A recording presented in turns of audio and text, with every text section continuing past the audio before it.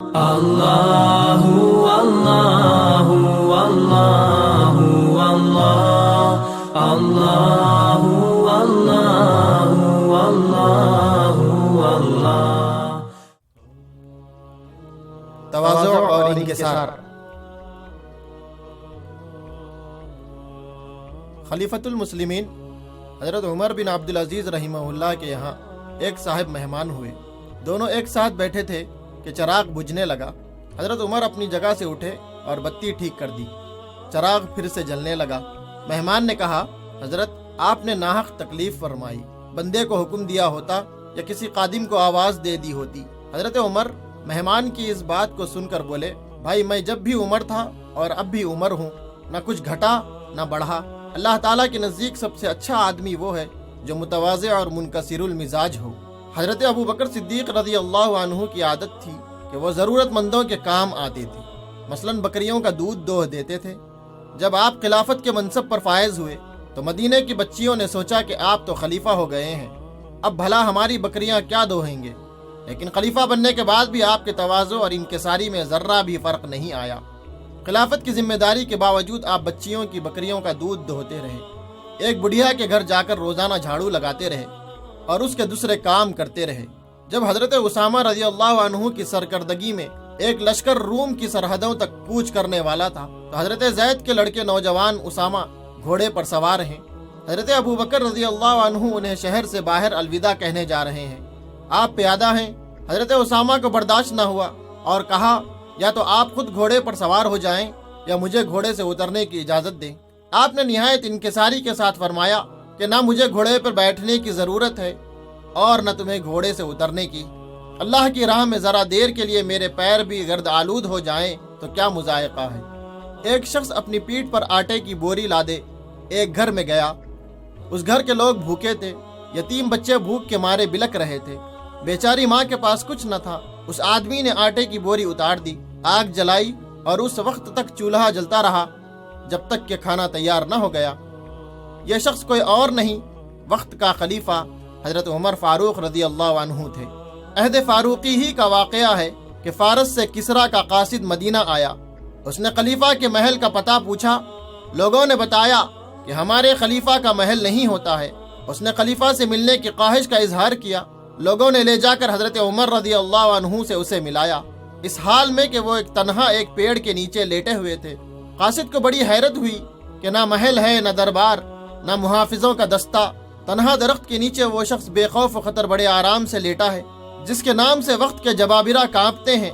اس شخص کی حیرت کی انتہا نہ رہی، بے ساختہ اس کی زبان سے نکلا، اے عمر، تم نے اپنی حکومتوں میں عدل و انصاف قائم کیا، اس لیے بے خوف و خطر آرام سے لیٹے سو رہے ہو۔ یہ فارس کا شہر مدائن ہے جس کی ولایت پر وہ شخص معمور ہے جو اسی ایران سے تلاش حق کے لیے ایک تنہا نکلا تھا۔ سلمان فارسی رضی اللہ عنہ آپ کے ارد گرد قریش کے اساطین جمع ہیں اور اپنے حسب و نسب، مال و دولت اور جاہ و حشمت کا ذکر کر کے فخر کر رہے ہیں۔ حضرت سلمان رضی اللہ عنہ سب سن رہے ہیں۔ آخر میں آپ نے اپنے بارے میں اظہار خیال فرماتے ہوئے کہا، رہا میں تو میری حقیقت ابتدا میں ایک ناپاک قطرہ تھی، پھر میں ایک مردہ لاش میں تبدیل ہو جاؤں گا، پھر میزان قائم کی جائے گی۔ اگر میں اس میں بھاری اترا تو میں محترم و مکرم اور قابل فقر ہوں، اور اگر ہلکا ثابت ہوا تو لئیم و ذلیل۔ تواضع کیا ہے؟ تواضع یہ ہے کہ انسان میں عاجزی و انکساری ہو، تکبر اور گھمنڈ، فقر اور غرور نہ ہو۔ وہ اپنے کو دوسروں سے بڑھتر اور دوسروں کو اپنے سے حقیر اور کمتر نہ سمجھے، نہ دل میں سوچے اور نہ زبان سے کہے اور نہ ہی معاملات میں ایسا رویہ اختیار کرے۔ ایک مومن ہر ایک کا احترام کرتا ہے، خواہ کوئی امیر ہو یا فقیر، کمزور ہو یا طاقتور۔ اللہ تعالیٰ نے اسی انکساری اور تواضع کا حکم دیا ہے، فرمایا وَاخْفِضْ جَنَاحَكَ لِمَنِ اتَّبَعَكَ مِنَ الْمُؤْمِنِينَ، سورہ شعراء آیت نمبر 215۔ ترجمہ، اور ایمان لانے والوں میں سے جو لوگ تمہاری پیروی اختیار کریں ان کے ساتھ تواضع سے پیش آؤ۔ اور دوسری جگہ فرمایا تِلْكَ الدَّارُ الْآخِرَةُ نَجْعَلُهَا لِلَّذِينَ لَا يُرِيدُونَ عُلُوًّا فِي الْأَرْضِ وَلَا فَسَادًا وَالْعَاقِبَةُ لِلْمُتَّقِينَ، سورہ قصص آیت نمبر 83۔ ترجمہ، وہ آخرت کا گھر تو ہم ان لوگوں کے لیے مخصوص کر دیں گے جو اپنی بڑائی نہیں چاہتے اور نہ فساد کرنا چاہتے ہیں، اور انجام کی بھلائی متقین ہی کے لیے ہے۔ مشہور بزرگ طفیل بن عیاض رحمہ اللہ سے جب تواضع کے بارے میں دریافت کیا گیا تو آپ نے کہا، تواضع یہ ہے کہ تو حق کے سامنے سر تسلیم خم کر دے اور اس کی پیروی کر، خواہ یہ حق کسی بچے نے تجھ پر ظاہر کیا ہو یا کسی جاہل ترین انسان نے۔ حضرت ابو بکر رضی اللہ عنہ نے فرمایا کہ ہرگز تم میں سے کوئی کسی کو حقیر نہ سمجھے، کیونکہ مسلمانوں کا چھوٹے سے چھوٹا فرد بھی اللہ کے نزدیک بڑا ہے۔ مثل مشہور ہے کہ تواضع انسان کا تاج ہے۔ رسول اللہ صلی اللہ علیہ وسلم کا تواضع، اللہ تعالیٰ نے رسول اللہ صلی اللہ علیہ وسلم کو اسی لیے مبعوث فرمایا تھا کہ آپ مکارم اخلاق کی تکمیل فرمائیں۔ چنانچہ آپ صلی اللہ علیہ وسلم کی ذات اخلاق کی جامع تھی۔ آپ کی زندگی میں تواضع کا پہلو بہت ابھرا ہوا تھا، اور اس اعتبار سے بھی آپ انسانیت کے لیے کامل نمونہ اور قابل تقلید مثال تھے۔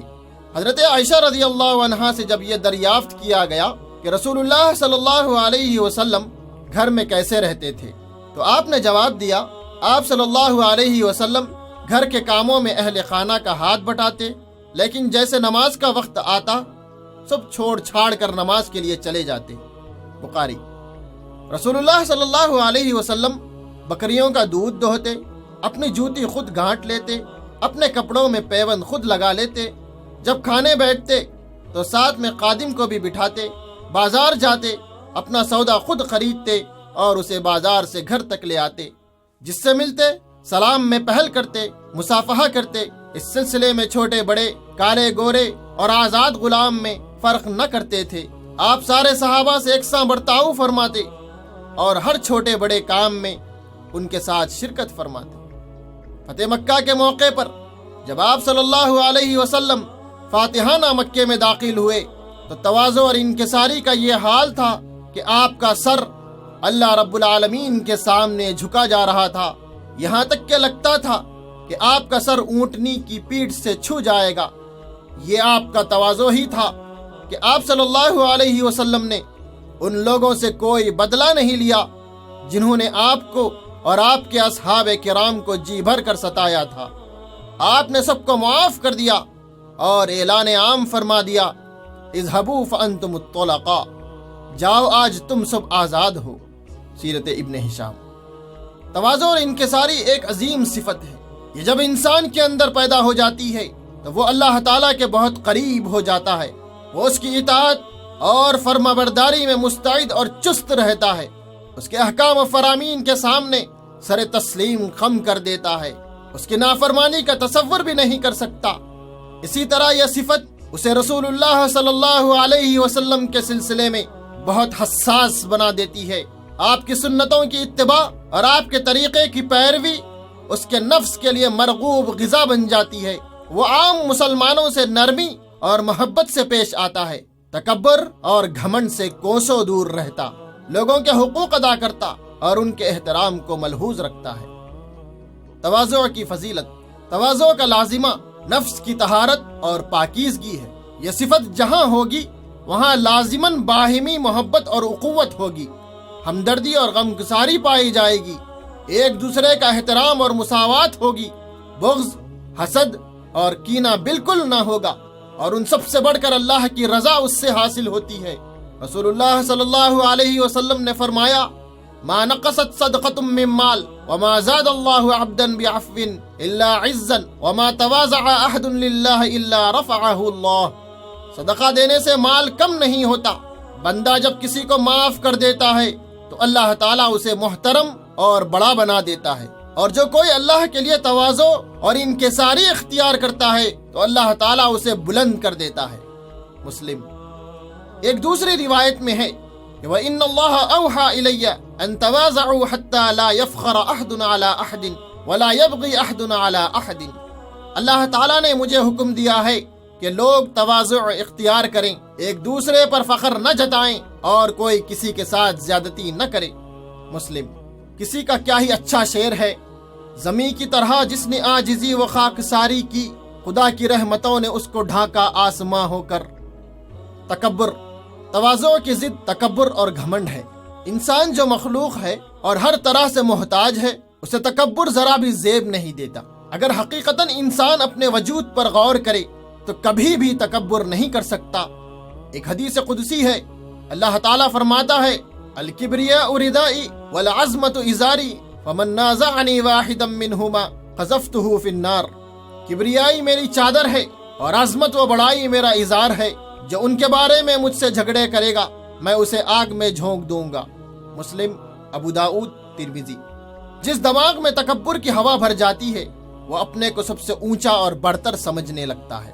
اس کے معاشرتی مفاسد بے شمار ہیں، معاشرے کی اکائیاں اس سے ٹوٹ کر بکھر جاتی ہیں، نفرت اس کا لازمہ ہے، دشمنیاں اور عداوت اس کے ثمرات ہیں۔ یہ ایک مرض ہے، جو اس مرض میں مبتلا ہوتا ہے اس سے خیر نکل جاتا ہے، نہ وہ کوئی اچھی بات سنتا ہے، نہ کسی اچھی رائے کو قبول کرتا ہے، وہ معاشرے سے الگ تھلگ ہو جاتا ہے۔ پھر شیطان اسے گناہوں کی مختلف وادیوں میں گھماتا رہتا ہے۔ قرآن میں اللہ تعالیٰ نے اپنے بندوں کو ہدایت کی ہے وَلَا تُسَعِّرْ خَدَّكَ لِلنَّاسِ وَلَا تَمْشِ فِي الْأَرْضِ مَرْحًا إِنَّ اللَّهَ لَا يُحِبُّ كُلَّ مُخْتَالٍ فَخُورٍ۔ سورہ لقمان آیت نمبر 18۔ ترجمہ: لوگوں سے منہ پھیر کر بات نہ کرو اور نہ زمین پر اکڑ کر چلو۔ اللہ کسی خود پسند اور فخر جتانے والے شخص کو پسند نہیں کرتا۔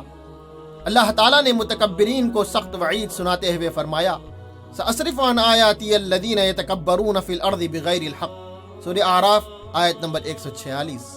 ترجمہ: نگاہیں پھیر دوں گا جو بغیر کسی حق کے زمین میں بڑے بنتے ہیں۔ دوسری جگہ فرمایا کذالک یطبع اللہ علی کل قلب متکبر جبار۔ سورہ غافر آیت نمبر 35۔ ترجمہ: اس طرح اللہ ہر متکبر جبار پر ٹھپا لگا دیتا ہے۔ اللہ کی محبت مومنین کا سب سے بڑا سہارا اور سب سے بڑا انعام ہے۔ تکبر کرنے والے اس سے اکثر محروم رہتے ہیں۔ فرمایا انہ لا يحب المستکبرین۔ اللہ تعالیٰ اترا کر چلنے والوں کو نہیں پسند کرتا ہے۔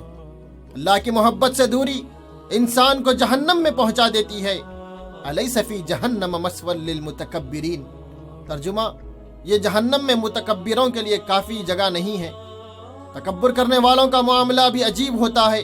یہ اللہ تعالیٰ کی دی ہوئی انہی نعمتوں پر تکبر کرتے ہیں جن پر انسان کو شکر ادا کرنا چاہیے۔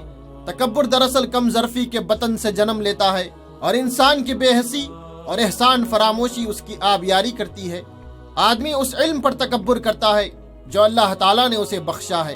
اللہ تعالیٰ کی دی ہوئی طاقتوں کو بروئے کار لا کر انسان علم حاصل کرتا ہے، اور جب اللہ اسے علم کی توفیق دے دیتا ہے تو اسی نعمت پر وہ فخر کرنے لگتا ہے، دوسروں کو حقیر اور خود کو بڑا سمجھنے لگتا ہے۔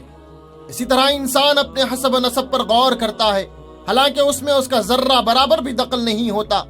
یہ تو اللہ تعالیٰ ہے جسے جہاں چاہتا ہے پیدا کر دیتا ہے، اس پر غرور کے کیا معنی؟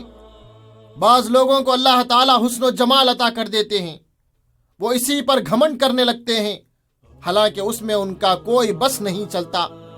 وہ جسے چاہے خوبصورت بنا دے اور جسے چاہے بدصورت۔ یہ تو مقام شکر ہے نہ کہ مقام کبر۔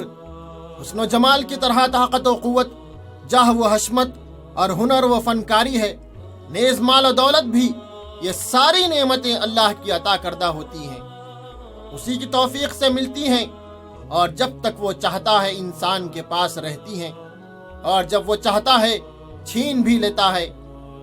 وہ چیزیں جن کا انسان مالک نہ ہو، نہ انہیں برقرار رکھنے پر قادر ہو، نہ ہی کسی کو دے سکتا ہے، بھلا ان پر غرور کیسے ممکن ہے؟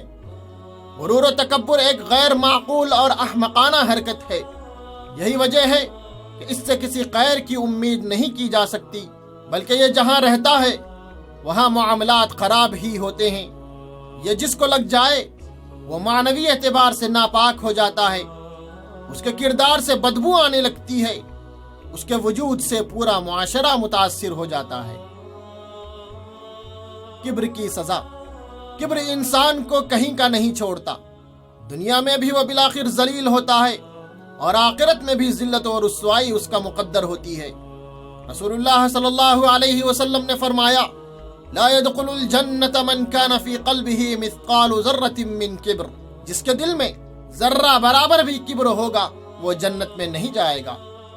دنیا میں بڑا بننے والوں کو آخرت میں جو عذاب دیا جائے گا اس کا تذکرہ کرتے ہوئے اللہ کے رسول صلی اللہ علیہ وسلم نے فرمایا یحشر المتکبرون یوم القیامہ امثال الذر فی الصور الجن، قیامت کے دن تکبر کرنے والے اس حال میں جمع کیے جائیں گے کہ ان کی شکلیں تو انسانوں کی ہوں گی لیکن ان کے قد چھوٹی چھوٹی چونٹیوں کے برابر ہوں گے، ان پر ہر طرف سے ذلت چھائی ہوگی، اہل جہنم کے زہریلے دھون انہیں پلائے جائیں گے۔ ترمذی۔